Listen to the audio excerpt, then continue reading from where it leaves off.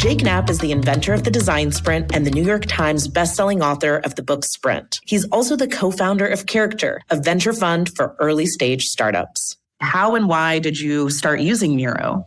I came from this position of thinking, I don't want to be doing stuff online, to thinking now when I do a sprint in person with a company, it's like, we're going to use Miro, even though we're all in the same room, because that's a better way for us to get this work done. As an investor, we're basically investing in their ability to solve problems. We're saying, we think this group of people is going to be able to solve a problem in a really great way and create value by doing it. And actually, you need to give people the tools that can help them make decisions, help them collaborate, help them visualize and see things in a different way. And Miro does all those things. So to me, at least as an investor, I'm thinking, give the team the tools that are going to help them think, that are going to make the most, brighten their skills as smart folks. And Miro is at the top of that list. Israel is 5,690 miles away from the U.S., 11 hours by plane. Hate travels faster. In a comment, in a post, in a second. Jewish hate is up 388% in the U.S. Black hate, Muslim hate, and Asian hate are up too. When one hate rises, they all do. Let's stand up to all hate together. Share and wear the blue square from standuptojewishhate.org. What's up, y'all? This is Neena Perez, and this is Straight Talk, No Sugar Added. And I know that you are here to listen to the best humans on the planet to grow, challenge, and transform your thinking. Let's do this. So I found one for you today. Her name is Debra Woog, and she's a crisis navigation partner with over 30 years of experience as a leadership researcher, executive, and advisor. And she is a trained mediator with Brené Brown, and she's certified as a Dare to Lead professional. So there you go, people. You guys know that a lot of you who are always talking to me about leadership and business and starting your own thing and entrepreneurship and all of that. So what a better person to have here than Debra. Debra, how are you? Welcome. Thank you. I'm thrilled to be here. I'm so glad you're here. What part of the world are you in? I live just outside Boston in Arlington. Oh, okay. Okay. I'm in Connecticut. So I'm in Connecticut. So we're not too far from each other. Yeah, that's great. So Debra, thank you for being here. And, the first thing I like to do is I like to take my audience on a way to get to know you a little bit better, on a little journey. So tell us a little bit more about you. Who is Debra? Who's Debra? Debra is a person who was born in the mid-1960s and who moved around a lot as a kid because her dad worked for one company for, I think, 35 years. Wow. And we moved to wherever in the country they sent him. So I had to learn to be adaptable and have trust in my ability to build new relationships from a young age. We moved 9 times. I went to high school in South Carolina and chose to go to college in Massachusetts. And I've lived here ever since. But I really believe that moving around as a kid really made me the person that I've turned out to be. Yeah. And it was hard, but it was good. Yeah, that's the thing, right? I think some of the things in our life, even when we're younger, or even now, the things that are harder in our lives are sometimes the best parts. Yeah. Like that's sometimes where a lot of times is where your growth is, right? Where your development is. So that's pretty interesting. When you were going to the 9 different schools and stuff, were you finding it hard to connect? Was that a challenge, connecting with the teachers, connecting with new students, things like that? Yeah, because I always had to teach everybody who I was from scratch. And sometimes that takes a while. I found one big lesson I learned from the first 30 years of my life is it takes a good year in any new place, whether it's a new school or a new town or a new community of any kind, to really start feeling connected and like I'm a part of it. Mm-hmm. And that's helpful because now going in, when I join something new, I don't think I'm going to have an instant sense of connection. Right. And I'm more patient building that up. That's really good advice too, because I think one of the things, and you probably are dealing with this a little bit, and we're going to talk about what you do because you do a lot of work in leadership. Mhm. And I think that that's one of the things that are challenging for leaders or somebody who's shifting out of being a leader into entrepreneurship or whatever that is, or whatever that looks like, is almost that you feel like everything has to be instant. And I Mhm. don't know if that's where we are today in the world with, we used to, Psychology. when and when I was growing up, it was, we called it the microwave world, right? Where you wanted everything in 30 seconds or less, right? And I think we have tried to adapt to that, but we're human and it Mhm. still takes us that long. I agree with you. I always say, listen, if you're moving to a new place, don't move out right away. Give it a year. Mhm. See if you like the area, the location, the place before you just jump and leave because you said, no, it's not for me. And you gave it a month, Mhm. So I agree with you. Is that some of the lessons that you've learned and everything? Is that what helps you right now with what you're doing in leadership? Yeah, for sure. So yeah, because that's what I went to when you said, "Who are you?" I went Right. to who I was for the first 18 years of my life. Yeah. That's formed who I am. So I was that person who people would go to and say, "I'm having a hard time with this." And I'm fighting with my parents, or I'm not getting along with my boyfriend, and I was the person who was like reading advice columns all the time. Right. I would read my Right. Good Housekeeping magazines to get all the tips and tricks for how you do everything. So And cool. I wanted to learn everything I could and then share whatever I was learning. What I realized about 3 years ago that I didn't get was there was this thread through the tapestry of my life that was about helping other people through crisis and about getting through crisis Mm-hmm. myself. Whether the crises were for me moving around a lot, something just happened on my computer that was weird. I'm not even touching it. Whether that was for me moving around a lot, or all the challenges that people have as kids adjusting to new environments. Or it was helping friends with things that they were struggling with. Their parents were getting divorced. Thank goodness that never happened with me. Later, I got divorced. My parents are still together, amazingly. Like, I lost track, almost 60 years, I think. That's But for awesome. me, I got divorced. I went through my own crisis. I had my kids having medical issues that became, special needs for them that I had to deal with. Right. I got laid off from jobs. So I had my own crises that I had to get through, and I was Mm-hmm. helping other people. And I realized that my specialty, when I looked back, was working with women, initially girls, and initially, nobody was paying me, who were leaders in their own way, whether they were and are now running an organization, running a team, Right. running the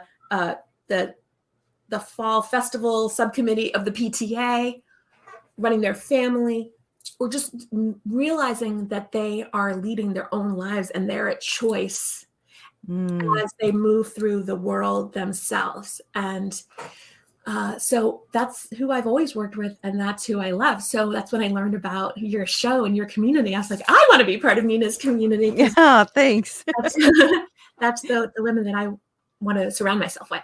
Yeah, and that's the women that are listening to you right now too, right? Like my audience knows, sorry guys, you guys know, I'm a 60% women right now. It's actually like, I think it was like a month or two ago, it was like going at 50-50. I was like, whoa, okay, guys are peeking up for their ears.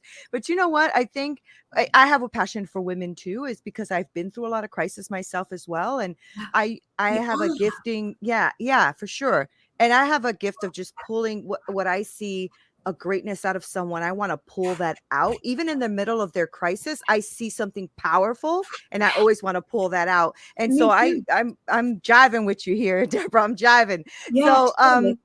were you in like corporate and then shifted to having your own, or Yeah. how does that look? Yeah. Okay, so I studied psychology at college. I majored in psychology and American studies. My senior year, I took a class called Problem Solving in Organizations. And I was like, this is it.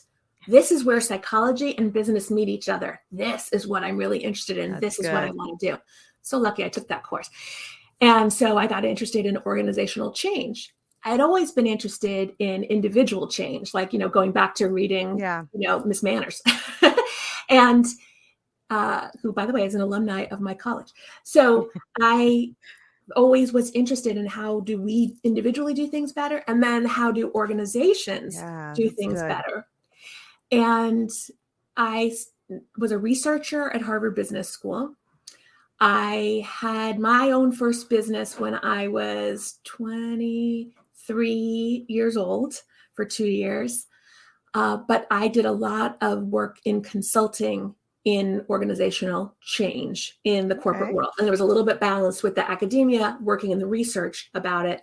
Then I went to get my MBA, really focused on those things.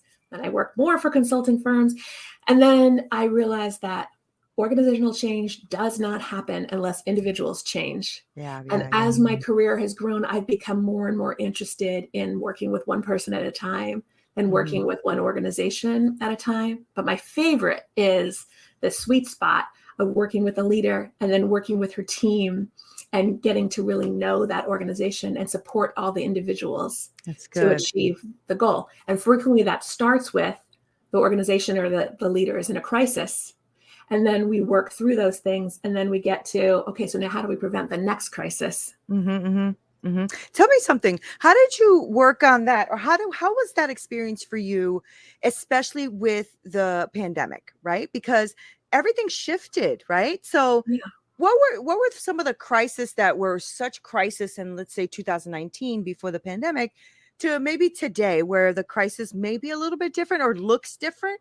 Have you seen much difference, or do you think most organizations or leaders are about the same? How do you feel about that? So, funny thing happened.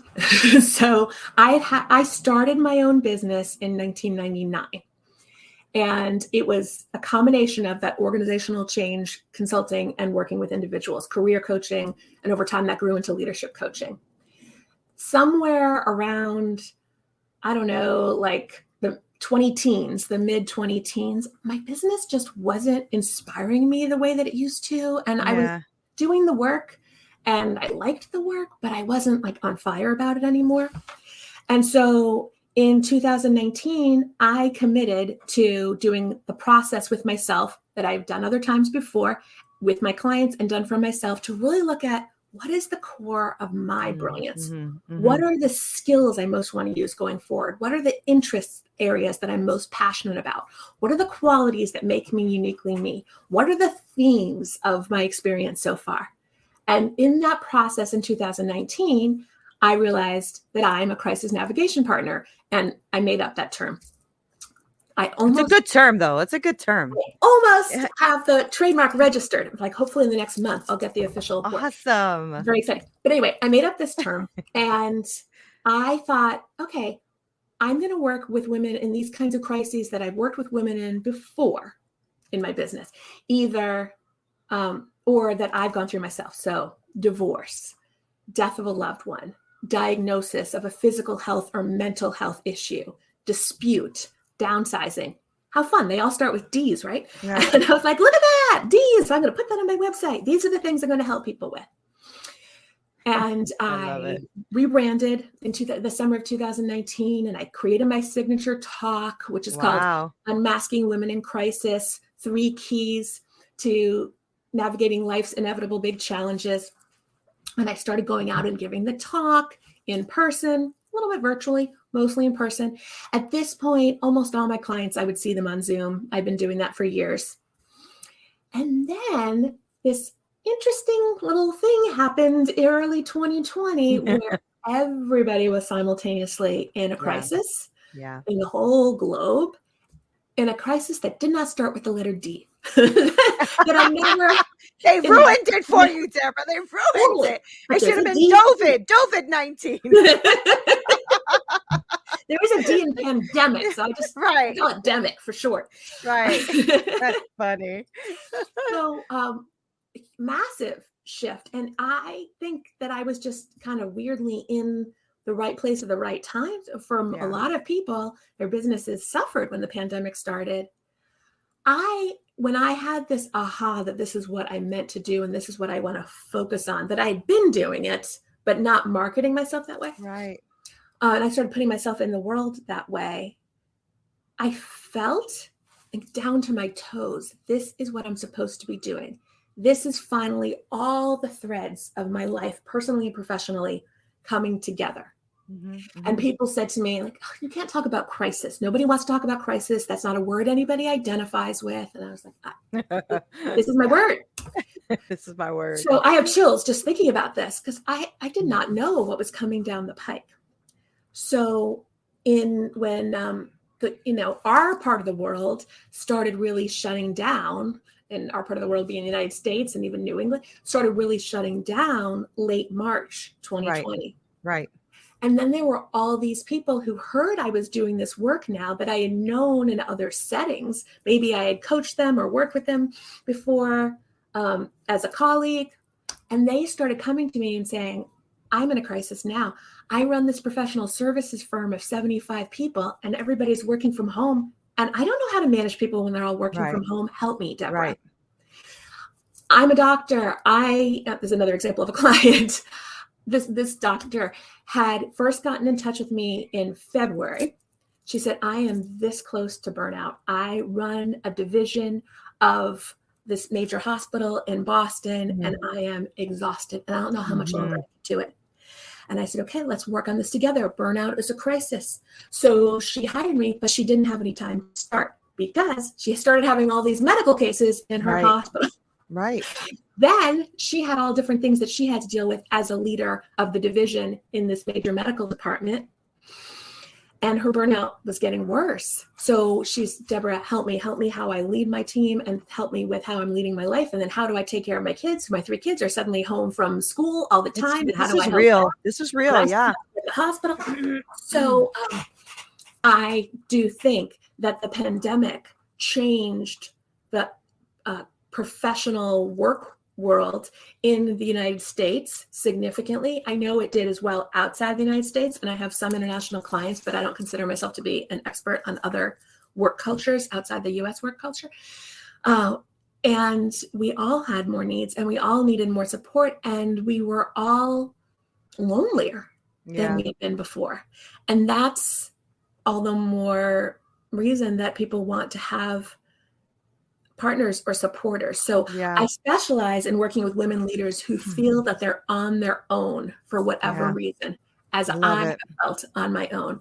And you can feel on your own because you're a single parent. You can feel on your own because you're an only child taking care of elderly parents. You can feel on your own because you're running an organization and it's lonely at the top. You're probably not actually alone, but that feeling of I'm carrying this all by myself and I have so much in my head and there's so much to do. And if I don't take care of it, people are going to suffer.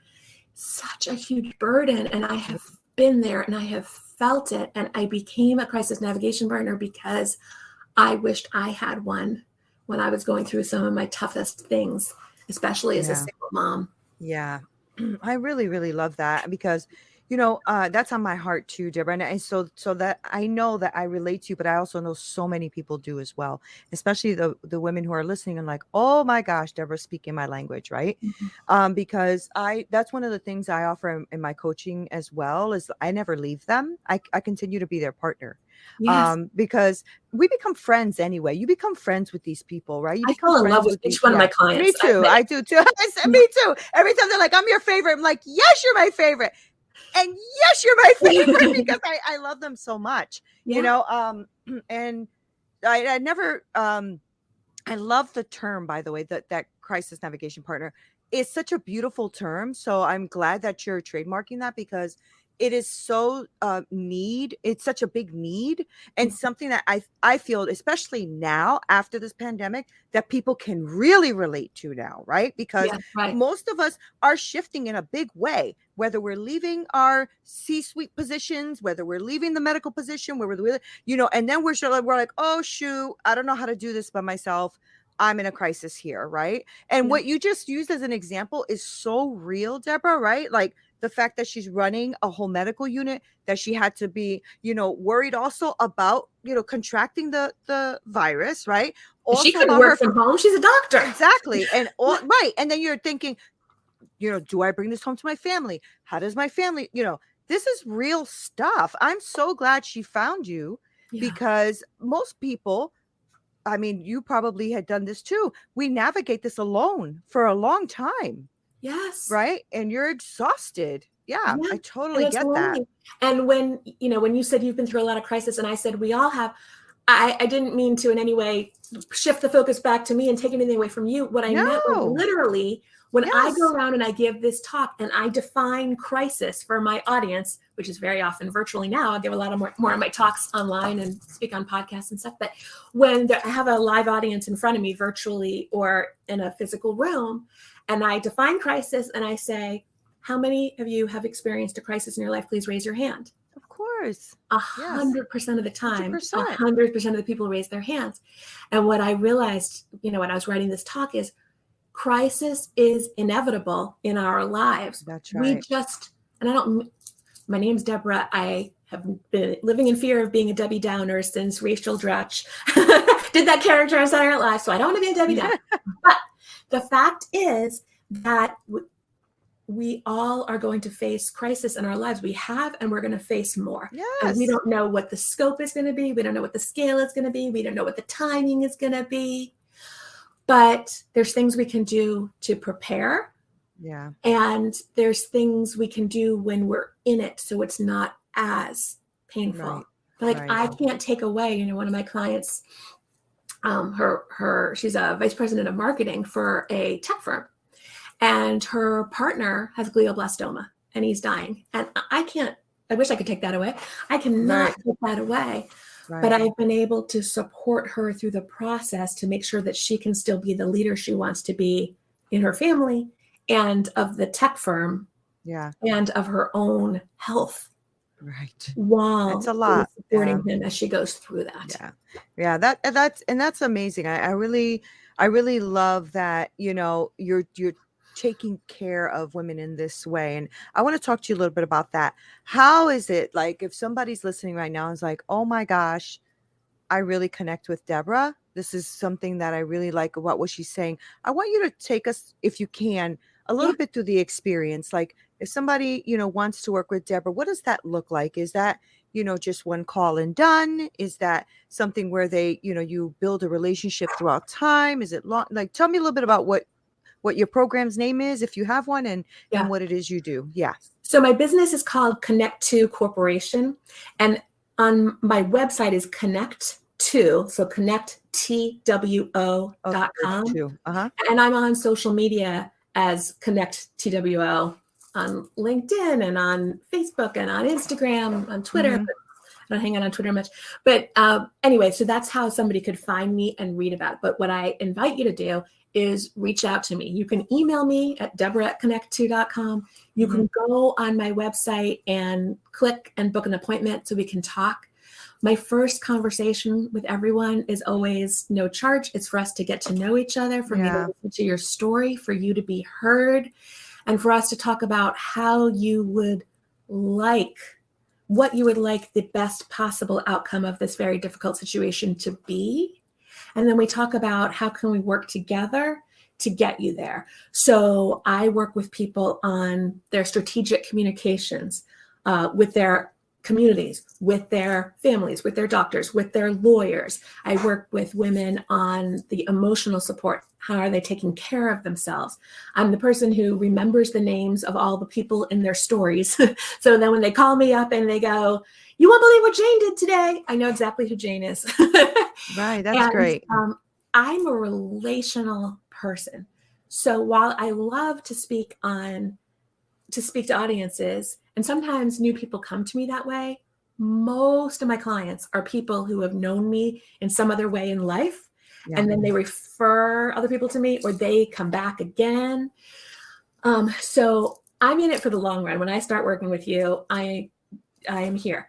And I have a way that you can just hire me for an hour, for an hourly fee, and that's it. You can do that. Also, I have a retainer package that is 10 sessions. So It's like you buy 9 and you get the 10th free, and you can use that anytime over the 6 months. I also have a really intensive 6-month package that's, not hourly, kind of a flat rate thing. And I also do half-day intensives with people. Okay. So there's flexibility.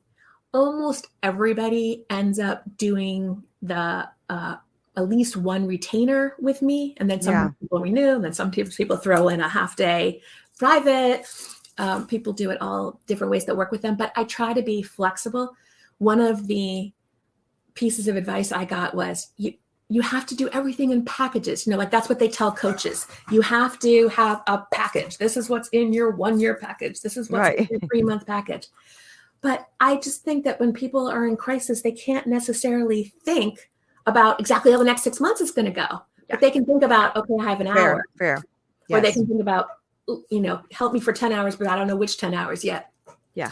So I hope that answers the question. But it's it did. I mean, it did. And I want you to also talk to us a little bit more about. I know you already mentioned the fact that you get on the call with them and you figure out what the crisis is.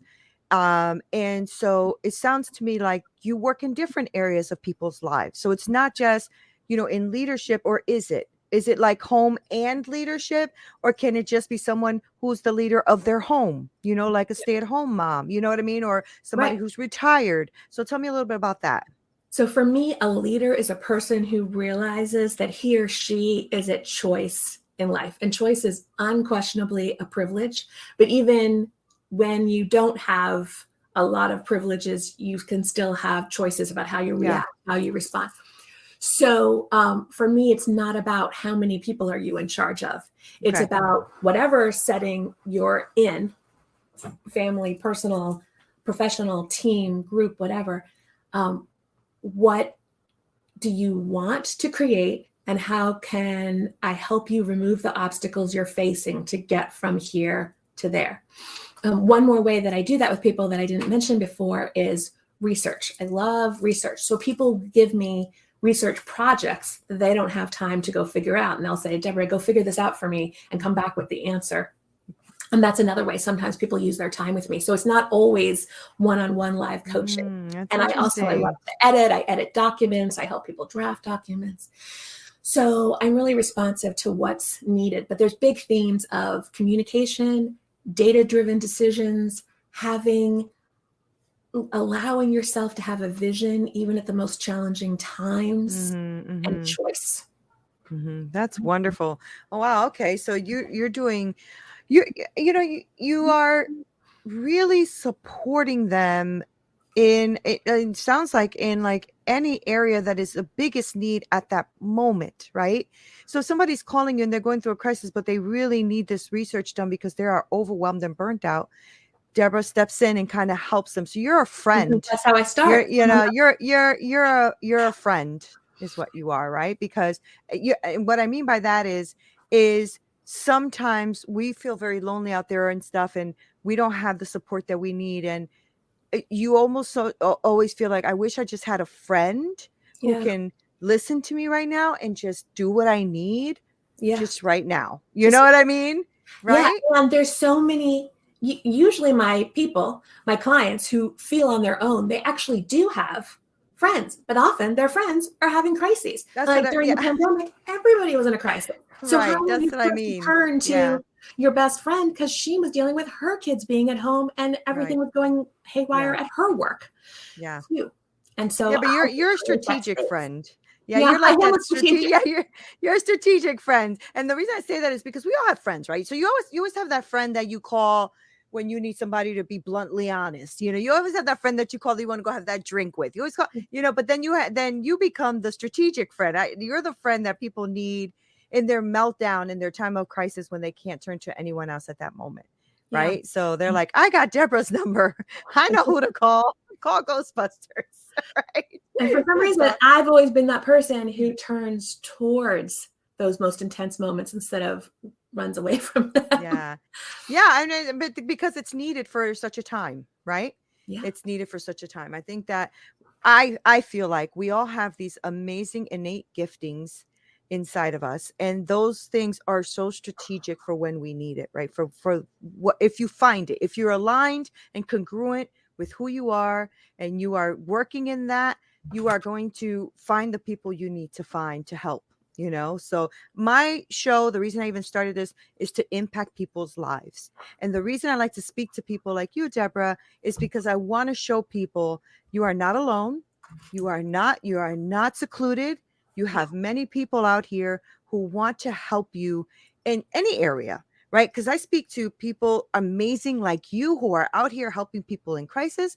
I speak to people who want to help you automate your system. I help you people that want to help, the reason I do that is because I want to show you that life has other options, Yes. and so being in the middle of a crisis or being in the middle of depression or anxiety or a poor mindset, whatever that is, you don't have to stay there. Not one more day, right? So if our show reaches the ears of somebody who needs you, then I've done my job. That's how I see it, right? Yeah. So, and I believe, just to dovetail that, I believe that we are all, every single human on this planet, we are all brilliant in our own unique way. And our brilliance is developed from the hard stuff that we've experienced, the failures we've had, and from our successes and from our celebrations. And when you are tapping into your brilliance and you are leading from that place, everything is easier. Yeah. And so it's my brilliance to help you figure out what your brilliance is. And it's my brilliance to help you figure out how to get from here to there in your crisis by leveraging your brilliance and outsourcing the other pieces. And what you're doing is you're bringing other people who have identified their brilliance and can serve in all these different ways. And it's so cool that we can be women leaders in that feminine leadership model, drawing from our own unique gifts and strengths, making money that way, and just complementing each other, being all the pieces of the puzzle that fit together into this gorgeous image. And I have the chills. I get so excited about me too. I'm like, it's so good. So good, Debra. Leverage their brilliance and so they can live their dreams. I love it. And you're helping women do that by helping them get their messages out there and by helping women hear from people who can benefit them as resources. Yeah, it's beautiful. It's a beautiful thing. And I had somebody here on the show, I think it was maybe a couple weeks ago, and they were like, Neena, can I say something? And I'm like, sure.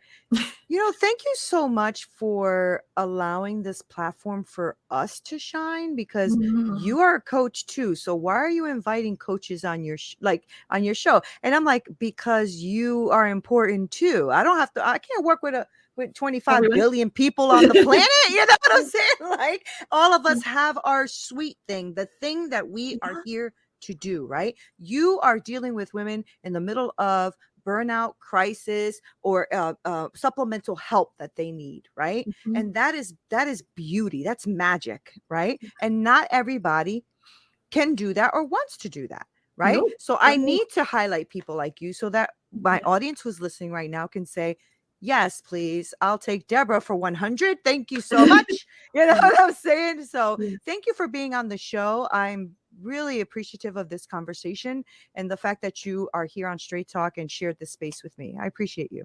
Thank you for hosting me, and thank you for being the host that you are, and for highlighting people and for providing resources and connections for people, because my two highest values are connection and contribution.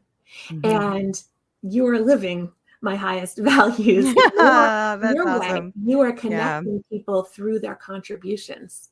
Awesome. Thank you. Thank you, Debra. So before I let you go, I do want you to remind people on how they can connect with you. So give us your website and all that again, please. Right. So it's connecttwo.com is my website. And if you look for me on Facebook or Instagram or LinkedIn, and you put in Connect TWO, you'll find me that way. I have a course that I just launched. I teach people how to have difficult conversations, which is a big part of crisis management. And I just created this video course, which you can find on my website. If you're interested, it's a self-paced course on how to win any difficult conversation. Oh, that's good. And I have a coupon code that's podcast. So anybody who's hearing us on Straight Talk, who's interested in that, can put that coupon code in and get a big discount on that video course if they want to do it on their own. That's important too, Debra, not to prolong it. I know I promised you 30 minutes, but that's so important right now, I think, because there is a huge disconnect right now happening in organizations and the workforce, right? Yeah. And having those difficult conversations is actually difficult. Like it is very difficult. It is very challenging. I have been in leadership for many, many years, and I am actually finding myself having challenges with the newer generation or the new way of thinking. I'm an old school way of thinking. You know, I have an old school, like work, get things done. I'm very organized. Everything has to be, you know, the way it is. And most people are like, I'm like, this is difficult. Yes, it triggers me. I might need you, Debra. I need you for that time. But I'm learning a lot. And I think, thank goodness, I also went to school for management and leadership. And so I've learned a lot of those skills, but it is a different world. Yes. It is a different world. So I'm glad you have that course. So you said it's on your website and the code is podcast, right? Yeah, the coupon code is podcast if you want to check it out on my website. Yeah. Great. Well, Debra, thank you for being here. And I really enjoyed this conversation. So I'm so glad we did this. Thank you. I'm so glad too. Thank you very much. Thank you. Guys, thank you so much. Now you heard her. Isn't she amazing? I told you, best humans on the planet here on Straight Talk, No Sugar Added. So make sure that you go to her website, Connect To, and then, you know, check out that course as well, because if you are in leadership, entrepreneurship too, because when you guys are owning your own businesses, like I have my own businesses, sometimes entrepreneurs are leaders. Yes, we are leaders. But we also get in our own way sometimes, you know, because we're the leader now, not someone taking the orders, but someone giving the orders. And that's a different shift in communication. And so you guys really should go on there and check that course out. I love you guys so much. Thank you for always supporting, sharing, and always following the guest on the show. You are amazing. Hey guys, thank you so much for listening. You are the best. Okay, I have the best podcasting community ever. I really do. And I appreciate you guys being on here. Make sure you go on to winject.com/register, winject.com/register, and register for my free community, because I want to be really connected with you, and I want us to brainstorm and be with each other and connect in a deeper way. If you are looking for coaching, please make sure that you also email me at hello@straighttalknosugaradded.com. I work with women and I help them develop that business that they are envisioning in their hearts so that they can win. Thank you guys so much for being here. Love you, love you, love you. This is Neena Perez, Straight Talk, No Sugar Added. Until next time.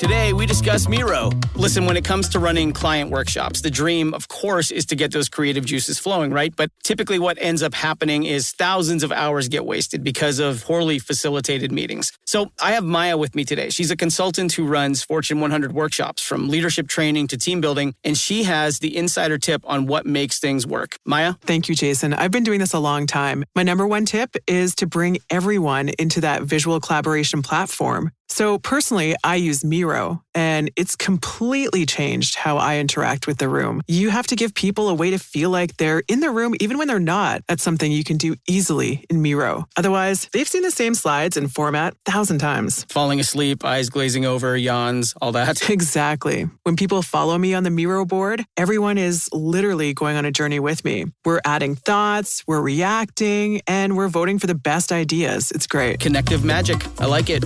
That's MIRO.com.